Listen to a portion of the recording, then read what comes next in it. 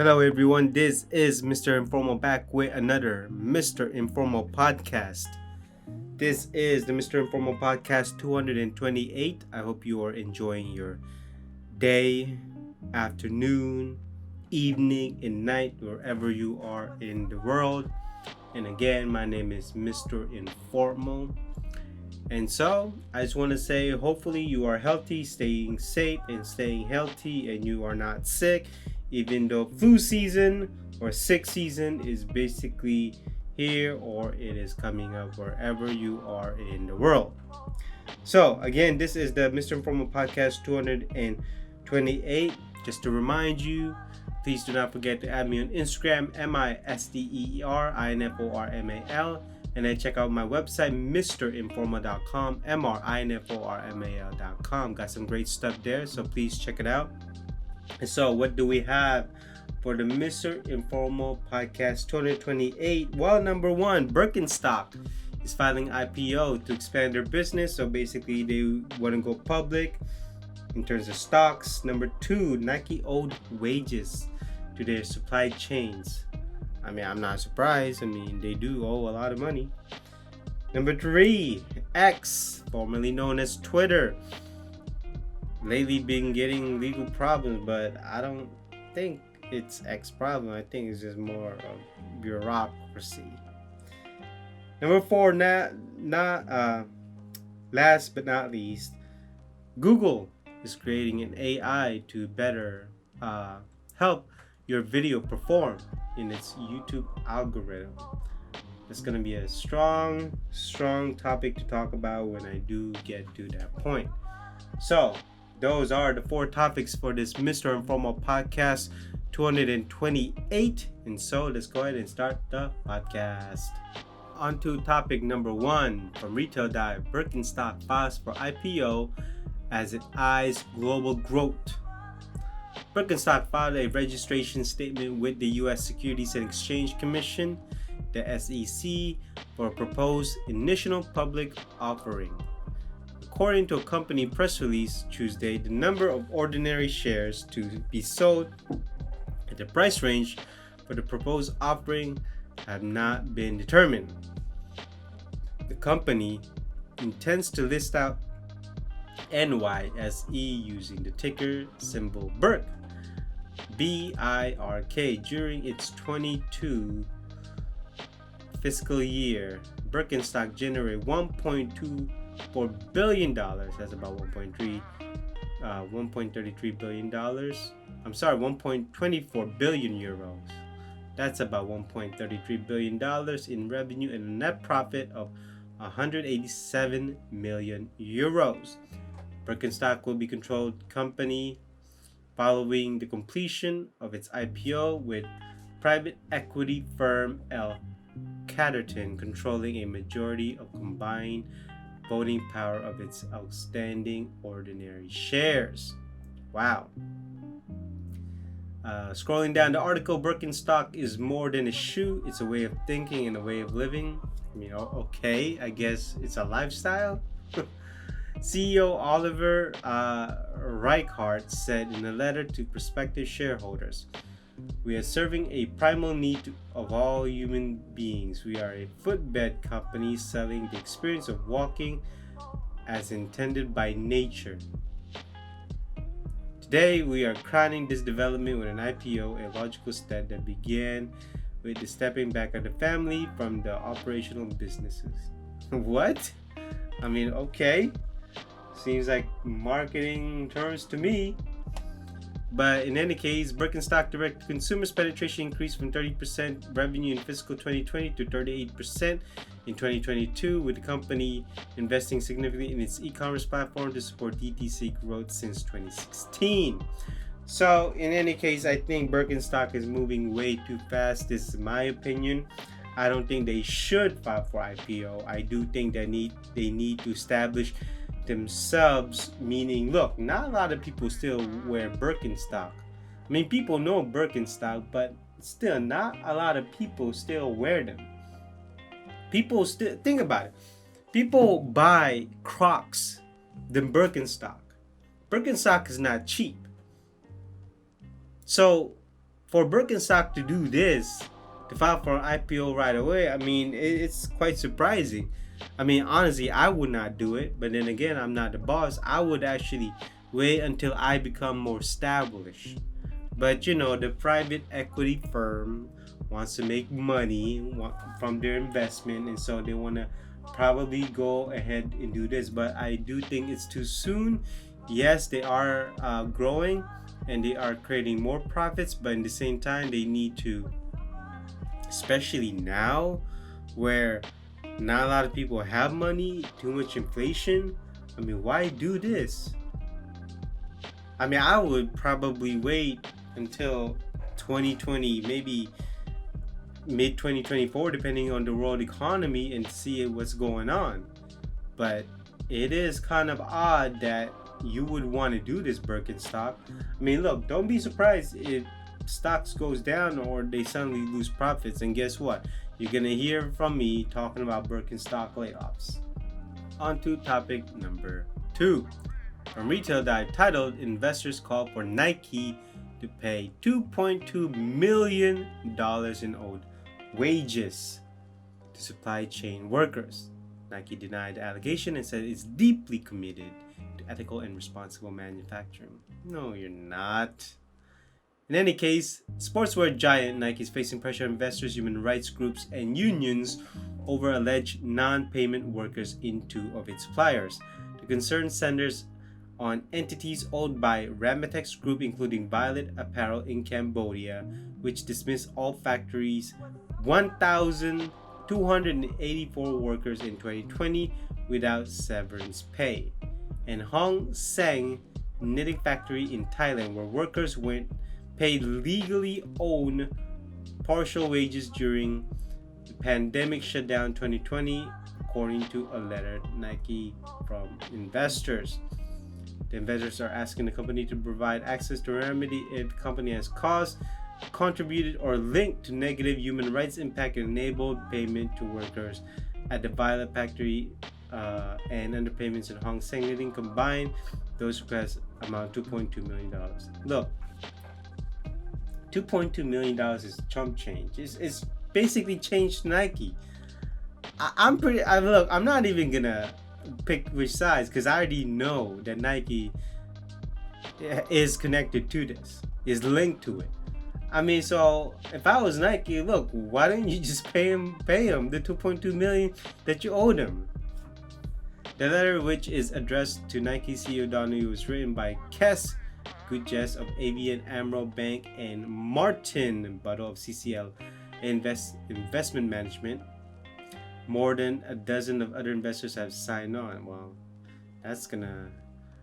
that is definitely gonna be concerning to Nike. And not only that, this is a bad marketing press from Nike. Look, I know any press is good press, but when it comes to human rights and ethics, which Nike has always supported and always talked about in their policy, I mean, this is a black eye. We are therefore concerned that Nike has not moved to take up these issues with suppliers, as these cases appear to be a clear case of suppliers violating Nike standards, international norms in Cambodia and Thailand, they wrote. That's Nike's fault for not investigating, for not doing factory testing, not doing factory quality control. I mean, even if the factory did violate human rights, why didn't Nike step in before, even before the pandemic? So they said that Nike is deeply committed to ethical and responsible manufacturing, making sure everyone who makes our products are valued and treated fairly with respect. We conducted an independent investigation of both these allegations in 2020. In the case of Violet Apparel, we found no evidence to support the claims. Nike has not sourced from product Violet Apparel since 2006, and they are now authorized to manufacture Nike product. Yeah, they always say that, you can tell. But again, it's pretty obvious that Nike is linked to this. If you talk to behind the scenes in Nike, I'm pretty sure that company will pop up in their emails. But in any case, look, Nike, it's $2.2 million. Just pay it. for a fact that either way, even if you pay it or not, it still puts a black eye on your company. I mean, how many black eyes are you going to take? Well, somehow or another, don't be surprised if the CEO of Nike does get fired or does resign over human rights issues.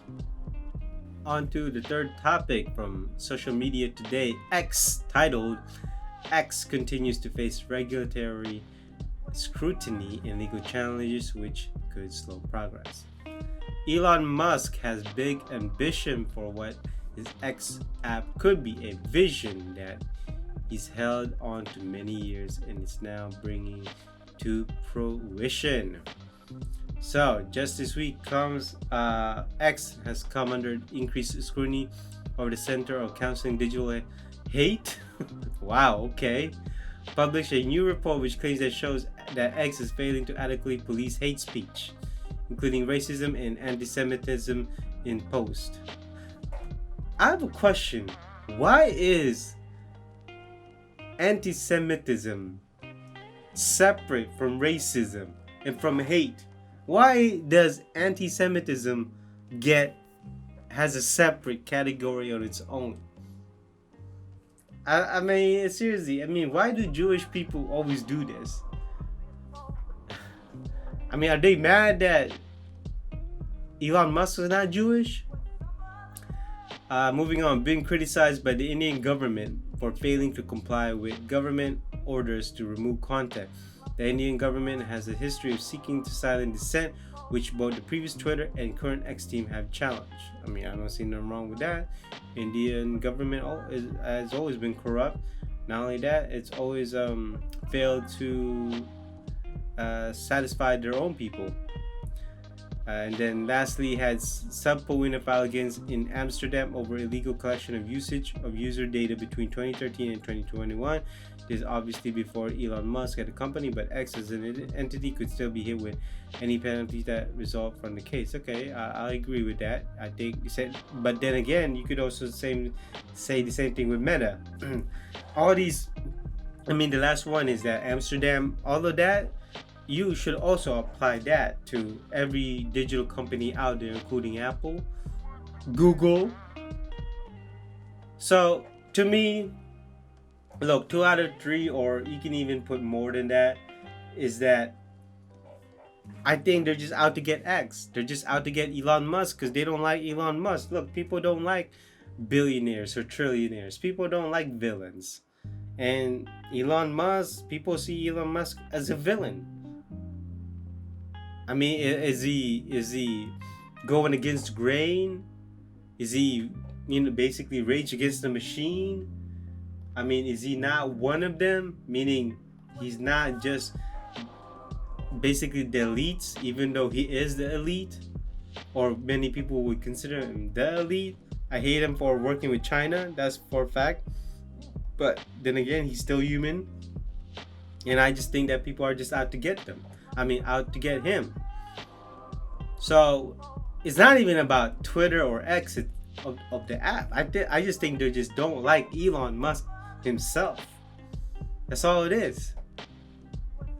I find especially this one, Center for Countering Digital Hate, CCDH. Really? Is that what we come to, where we get online, everyone is so sensitive?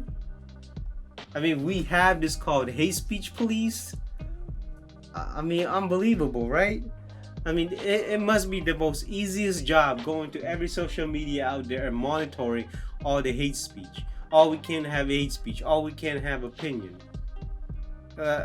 These people, these groups are paid by someone or paid by certain governments out there, and they don't want to reveal that because they know that they're gonna look bad. Don't get me wrong, they're getting the money. Hey, maybe someone will buy me for a couple $1 million and I'll probably do the same thing. But that's not happening, so here I am going against them and calling them out. But the fact that he's getting hate for that is absolutely ridiculous. Look, Elon Musk can't control billions and billions of people that's been said on X or Twitter. Everyday basis, people always talk about something, whether it be sports, whether it be politics, and yeah, you can't even say it online. Is that what it is? I mean, these people are just hypocrites. And again, to me, they just have nothing to do other than just hate on Elon Musk and not even X itself.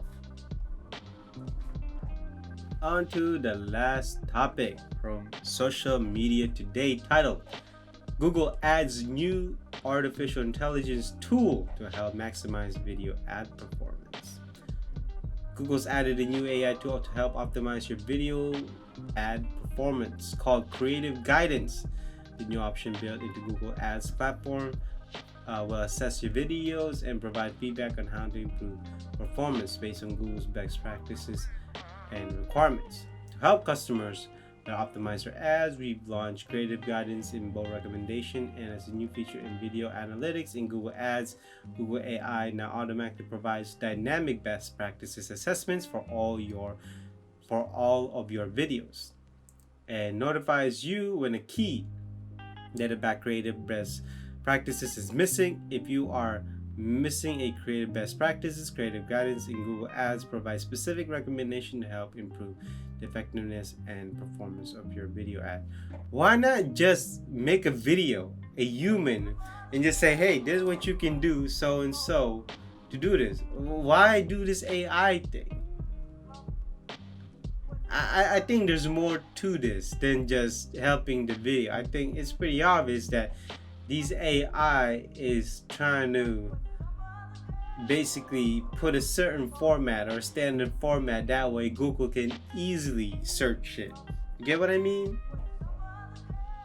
So it's not like gonna create a whole new video, a whole new ad for you, but it will advise you on your key requirements to ensure that you're maximizing your opportunities with your ads. And another way to utilize AI is a supplementary way, which is the best way to use a current machine learning system. Honestly, I actually think that Google, the thing is, even if Google did or is making this to help you, in the end, they control. Whoever invests the most amount in the ads will get the most marketing, or the most clicks, the most views, the most watched. That's all it is. I mean, I don't know what this AI is for other than just helping if you got the keywords. But honestly, again, in the end, depending on who invests the most in Google AdSense, will be number one or will be in the top 10. And so I'm trying to figure out, why is this even needed? Not only that, I mean, you could get censored. I mean, you could get blocked, whatever, because honestly, in the end, it's just Google, and they don't even know their own standards and policies. I don't even know why they're even making this AI thing. And like I said, I'm not a fan of AI, especially in this sense. I mean, there's more, but in this way to help you is just pointless. I mean, when you're filling out forms, why not just make sure that it's filled out? Why do you need AI to tell you that if you don't fill this out, that you're not gonna get the most clicks? I mean, it would be, I would think it's obvious, but again, Google is trying. There's honestly, in the end, Google. This is one of the Google's failed experiment, just like the Wave, just like the Google Profile, Google Plus, whatever you want to call it. And I don't really care for it. Most likely, people are not gonna care for this. They're gonna do whatever they want, and again, Google doesn't even know what they want. They're trying, and they're not, and they're going nowhere. And if for some reason this works, hey, it works. But if it doesn't, hell, you know how it is with Google's track record. And so that basically concludes this Mr. Informal Podcast 228. Hopefully, I gave you news that you have not before, or make you think about certain topics that you never thought about. And if I did, I do appreciate it. And please, just do not forget to add me on Instagram, MISTERINFORMAL, and then check out my website, mrinformal.com, MRINFORMAL.com. And so, hopefully, wherever you are in the world, stay healthy, be safe, and always try to be happy as much as you can. And so, good morning, good afternoon, good evening, and good night, wherever you are in the world. And so, I will see you in the next podcast. Bye-bye.